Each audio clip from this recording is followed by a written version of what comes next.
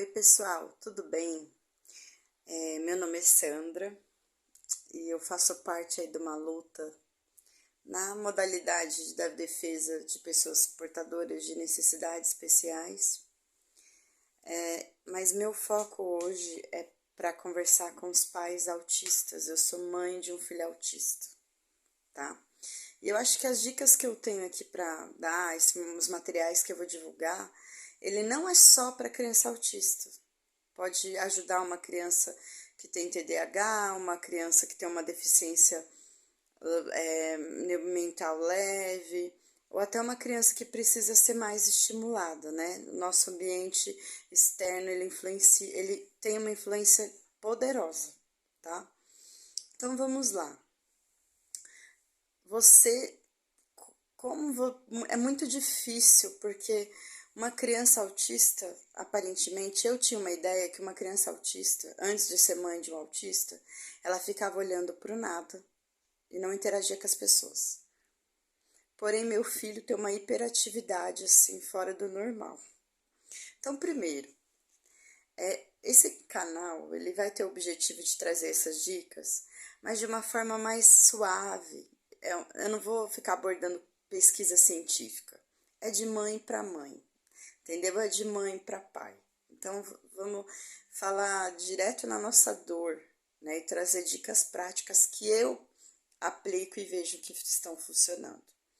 Então, esse canal também, ele é destinado porque muitas vezes você não tem condição de pagar uma terapia, você está aguardando uma decisão na justiça, independente se a criança já faz uma terapia, reforço em casa é super importante. Então, por mais que a situação esteja difícil, quanto mais estímulo vai ser melhor, vai ter mais resultados lá na frente. Então, é exaustivo, sim, muitas vezes vai parecer que não vai funcionar, mas é uma conquista a longo prazo, mas lá na frente vai fazer toda a diferença. Então, o autismo hoje, ele tá tendo muitas pesquisas levando em consideração a genética, né? Então, não é só um problema de comportamento, é neurológico, é muito parecido com uma disfunção cerebral, onde a carga elétrica do neurônio dá um curto-circuito. Eu tenho esse problema. Mas para o autista, ele também tem uma disfunção nas comunicações cerebrais, né, das funções cerebrais, em algumas partes do cérebro. Então, ele tem, não é só comportamento. Então, hoje, a neurociência, então é toda uma equipe multidisciplinar. Você precisa de um terapeuta ocupacional, um terapeuta ABA, fisioterapia, fono, entre várias outras especialidades, porque não é só comportamento, é neurológico. A neurociência está aí, mostrando muita coisa nessa área. Então, como é feito, né? Houve alguma suspeita, a escola, gente, a escola, ela tem uma noção muito boa da parte cognitiva. Então, muitos pais buscam esse laudo, né, digamos assim, através de algumas orientações que a escola passa, né? Olha, estamos notando, né? Então, assim, não desprezem as observações dos educadores da escola, não se sintam ofendidos. Lembre-se que sempre é por uma causa maior, que é o bem-estar do seu filho ou o bem-estar da sua filha. É indicado o psicólogo, por quê? Existem escalas, tá? Eu não vou entrar nisso aqui porque eu acho que é o que eu falei para vocês, um canal mais prático, uma coisa mais leve pro dia a dia. Mas existem escalas, que é o que a gente conhece como vários questionários. Que essas escalas têm o psicólogo ele vai aplicar. Então, a criança faz isso, quando ela era nova, ela fazia aquilo. Então, assim, quem é mais apto para responder isso? A pessoa que mais ficou tempo com a criança. Então, às vezes a mãe teve a criança e já teve que contratar uma pessoa para cuidar. Ou às vezes a avó. Então, o cuidador, a pessoa que fica mais tempo com a criança, é a pessoa mais apta para responder esses questionários. Podem ser aplicados mais de uma vez. Venhamos e convenhamos. Muitas vezes o nosso consciente não quer aceitar que o nosso filho tem um problema, que tem uma deficiência. Então, às vezes, algumas perguntas a gente vai querer responder sim.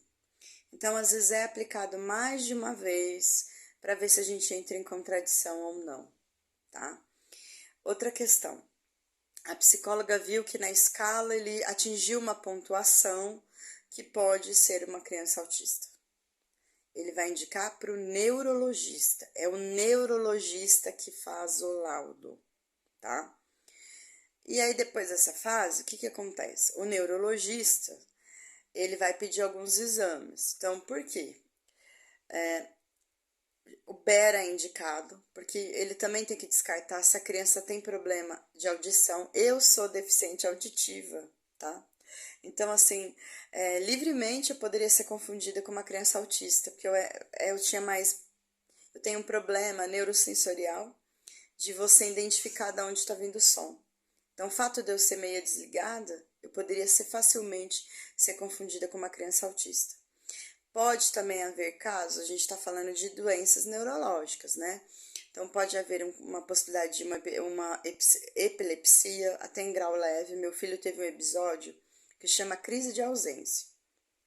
Então, eu estava acostumada a conhecer aquela epilepsia, que a pessoa se debate, que a pessoa babucia, baba, e ele não, ele fica assim, ó.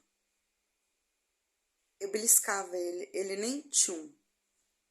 Então, isso é uma epilepsia leve. Então, assim, até 5 minutos, se for o que o médico me falou, olha, se for entre 3 minutos, até 5 no máximo, ok. Se a criança voltou ao normal, tudo bem. Passou disso, mesmo que ela volte ao normal, você tem que levar ela no hospital para saber se teve algum dano, alguma lesão cerebral. E nessa questão, o médico também pode pedir alguns exames para investigar isso. O que é importante você, mãe, pai, saber? A criança pode estar lá na escolinha, parada na televisão, tendo uma crise de ausência e ninguém saber.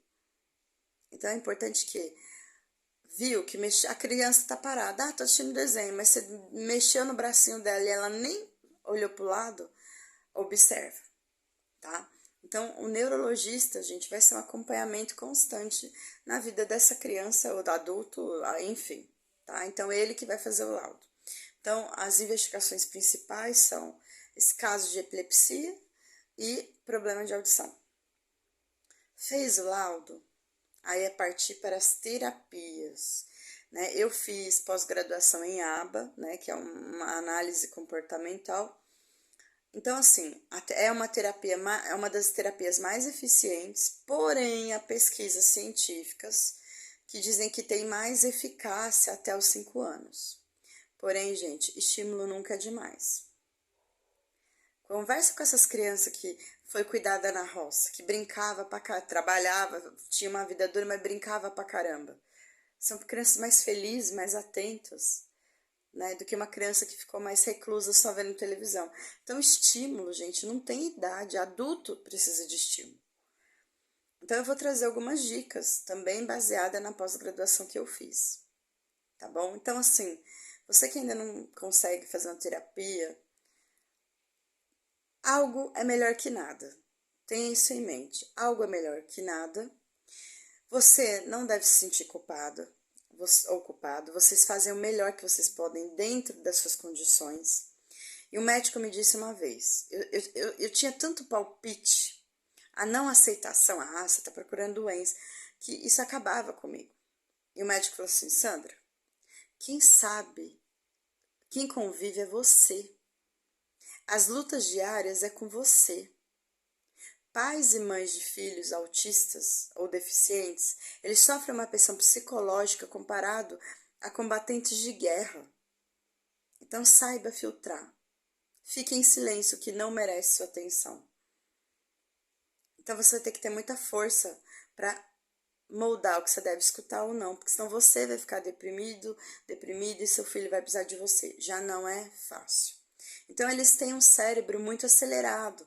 Não é que não são inteligentes, tem um cérebro muito acelerado. E essas terapias que vão ajudar nessa organização cognitiva, que é onde o bicho pega, né? Então, assim, hoje, por exemplo, tem aquela síndrome de Asperger, que não é considerado mais. Ele hoje entrou como autista leve. Então, são 3 graus. Autista leve, moderado e o severo. Geralmente, 70% das pessoas entre o moderado e o severo, elas podem ter uma deficiência mental, tá? Mas é aquela coisa, se você não faz nada, do moderado você pode ir pro severo. Então, é melhor fazer alguma coisa. O leve, que ótimo, quanto mais terapia você fazer, você vai melhorar a qualidade de vida dessa pessoa. E o que podia ser muito ruim fica menos pior. Vou ser bem realista com você. Então, é um trabalho de formiguinha. Muitas vezes você vai sentir que não tá dando certo. Eu vou compartilhar minhas experiências com vocês. E é isso, gente. Juntos somos mais fortes. Para você que ainda não conseguiu o laudo, ou você tá na investigação, ainda não apontaram, porque antes, até você conseguir o laudo, gente, a gente é uns 2 anos. Porque é exame, repete, vai genética, vai não sei o quê, tem que recorrer à justiça, aprovação do convênio. É uma luta. Então, para você que ainda não conseguiu identificar, tem a Casa Hunter, que atende gratuitamente, tá?